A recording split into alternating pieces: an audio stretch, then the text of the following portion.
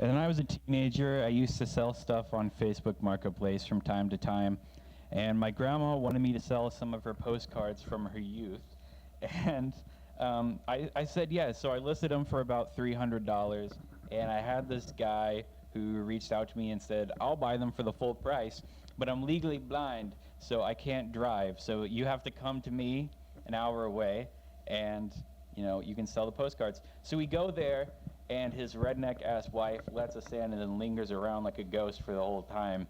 He sets us down at a table, and he starts yapping just for fucking ever about everything. He tells stories about working with Evel Knievel from years after Evel Knievel was dead. Starts going on about Rob Zombie and shit.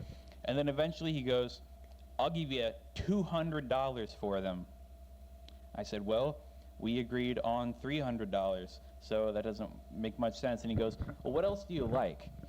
I said, "I don't know." So he goes, "All right, come to my back room," which is not what I wanted to hear in a stranger's house. So we go back there, and he starts showing me all this Evel Knievel memorabilia. He has some Native American stuff. And I was like, "Yeah, none of this really interests me, man. I really just thought I'd come here for $300. So we go back to the table, and he goes, "Take a look at my gun." So he pulls a gun out of a drawer. It's like a really old school, like, cowboy pistol. And he goes, "Touch it." So I did, reluctantly. I touched his gun. I got my fingerprints all over the murder crime scene. And he goes, "That's not for sale. I just wanted to show you."